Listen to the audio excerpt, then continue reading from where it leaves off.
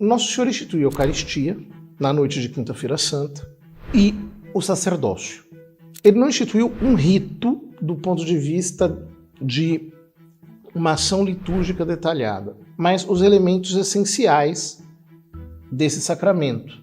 Foi muito aos poucos que a Igreja foi desenvolvendo o rito de celebração da Santa Missa.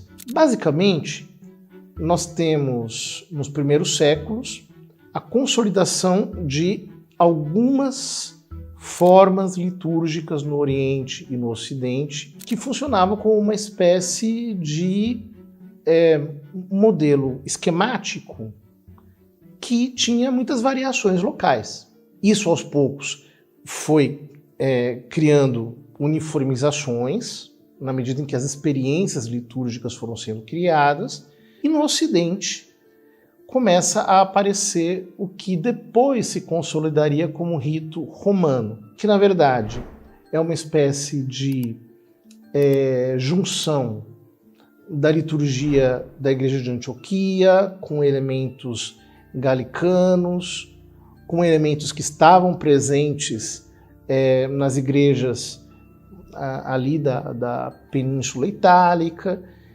e muito devagar vão, digamos, surgindo pequenas unidades litúrgicas dentro desse grande rito romano que está em processo de gestação. Quando nós chegamos basicamente ao século XIV, o rito romano ele sofre uma alteração significativa na cúria romana, ou seja, na corte do Papa. E ali, na Igreja de Roma e na cúria, começa-se a utilizar um rito que é muito semelhante ao que depois se tornou o rito tridentino. Um pouco menos, enfim, detalhado e com algumas orações a menos, mas basicamente o mesmo rito tridentino. Esse rito, digamos, da cúria, esse missal da cúria, ele, por exemplo, introduz as orações do ofertório. Antes não tinha as orações do ofertório. O ofertório era feito simplesmente apresentando-se as oferendas, né? No rito dominicano, que é uma variação dos ritos latinos de uma maneira geral, havia uma única oração de ofertório, que era a oração à Santíssima Trindade, que é uma oração mitigada, né? Era diferente daquela que nós usamos hoje. Ou melhor, aquela que nós usávamos no rito tridentino. Acontece o Concílio de Trento. O Concílio de Trento é o concílio da Contra-Reforma. O contexto é um contexto apologético. Existe grande risco de confusão quanto à doutrina eucarística, oriunda da parte das teologias protestantes que estavam em gestação. Uma grande confusão mesmo, inclusive entre os próprios protestantes, né? Então, por exemplo, Lutero acreditava na presença real, mas não na transubstanciação.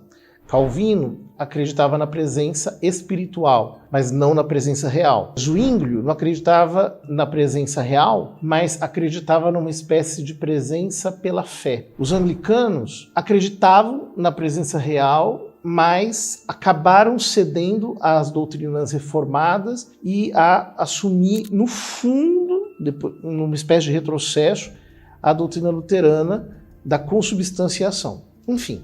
Então, o Papa São Pio V ele foi obrigado, depois do Concílio de Trento, na execução de um missal romano para toda a Igreja Católica Romana, a colocar uma série de, digamos assim, impedimentos para que as heresias entrassem no rito. Então, criaram-se muitas pequenas alterações que tinham um sentido teológico profundo. E, claro, naquele contexto de Contra-Reforma, o que a Igreja disse, o que São Pio V disse, esse missal não pode mais ser reformado. Ou seja, o processo orgânico de construção do rito romano termina aqui. E ele não pode mais ser reformado. Isso se entende no contexto de toda a polêmica apologista católico-protestante que acontecia então, que não era algo como o que existe hoje. Não tem nada a ver. Basta pensar, por exemplo, o que foram as guerras de religião no início do século XVII, a Guerra dos 30 Anos. Eram polêmicas que tinham um fundo político muito forte. Eram polêmicas que, além disso, aconteciam numa efervescência religiosa revolucionária, de rebelião contra a autoridade da Igreja de Roma muito forte, uma vez que a Igreja de Roma tinha, digamos assim, uma predominância política sobre todos os demais países. Esse missal de São Pio V foi reformado, se você pegar um missal de 62, e todos os missais tridentinos, né, posteriores a isso, você vai ter a bula de São Pio V, a bula desses dois papas, que constam de reformas que foram feitas naquele missal. São Pio X depois faz também uma reforma, mas sobretudo de calendário, né, por conta do grande número de festas que tinham precedência sobre o domingo. No fundo, ele eleva o domingo para uma solenidade, aliás, para uma celebração chamado duplex, né? E assim ele teria precedência sobre várias festas de santos, etc. Porque, de fato, no começo do século XX, isso foi um pedido do Concílio Vaticano I, que não foi executado por Pio IX, nem por Leão XIII, foi São Pio V São Pio X que executou. Porque havia muitas dioceses que praticamente não celebravam mais os domingos. Era tanta festa de santo, tanta oitava, tanta festa local, que, por exemplo, havia dioceses que tinham apenas 2, 3 domingos verdes no ano, o que era realmente um absurdo, né?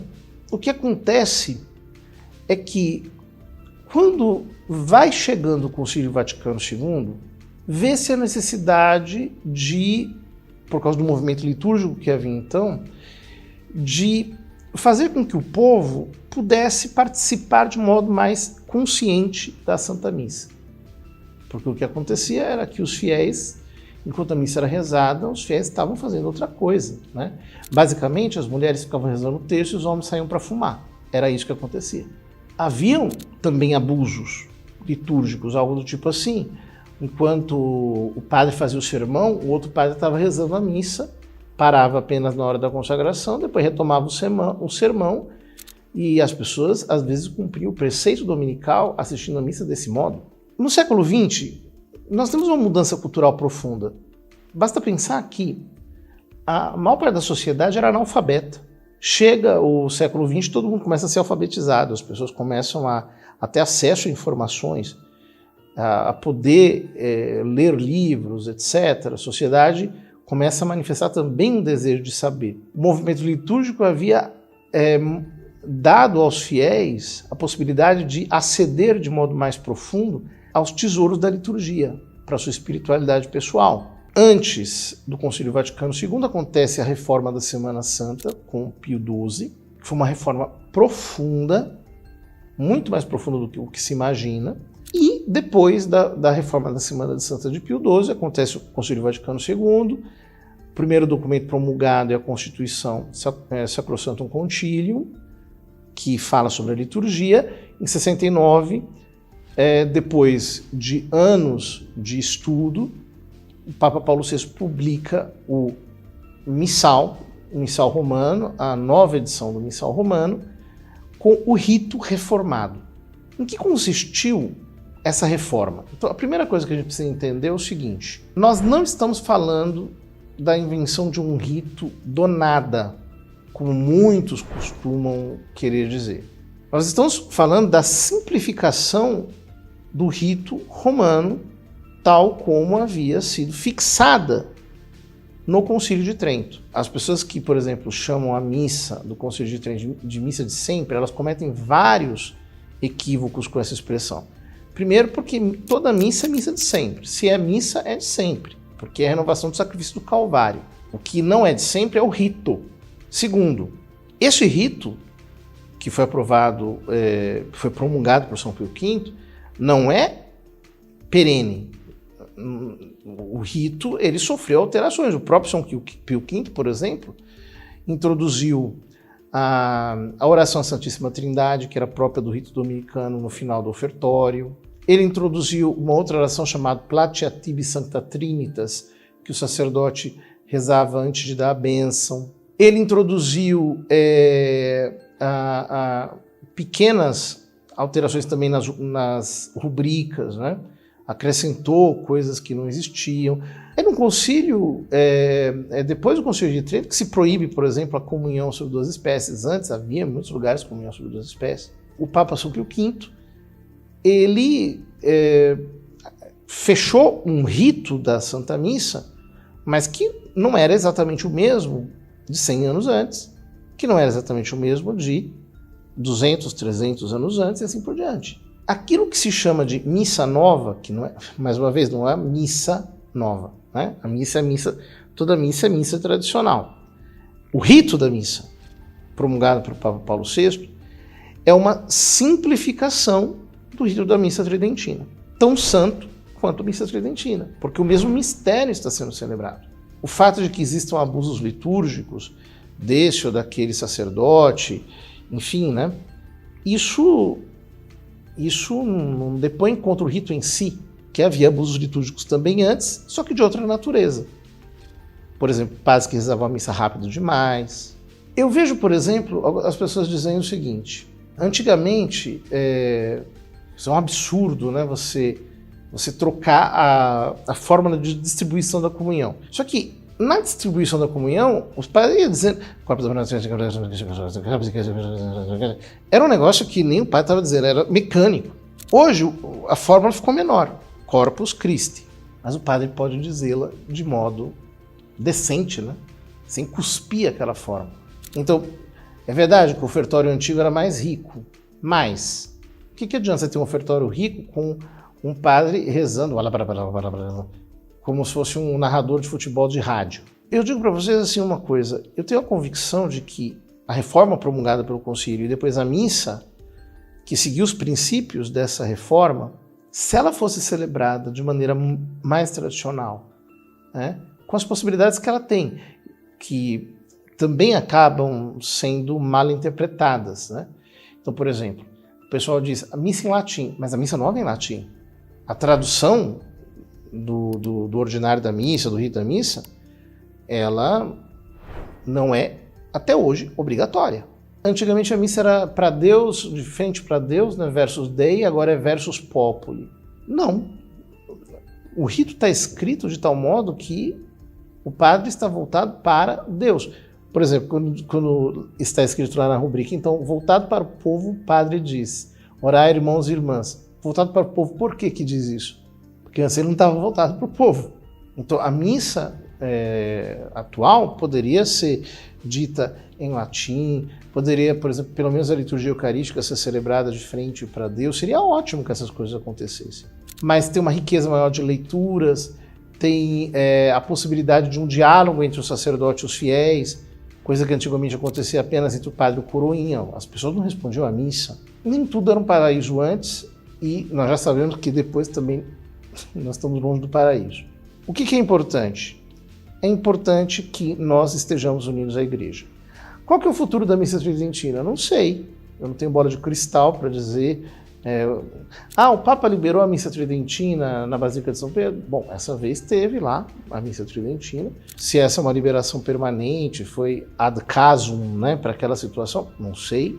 A gente tem que fugir um pouco desses washful thinking, né? Que é uma expressão inglesa que significa... Sabe aquela pessoa que vê um gatinho e imagina um tigrão? Quer dizer, você está vendo só isso aqui. Para de querer essa vontade de crer, né? De já imaginar um negócio grandioso. Não sei, a gente não sabe o que vai acontecer.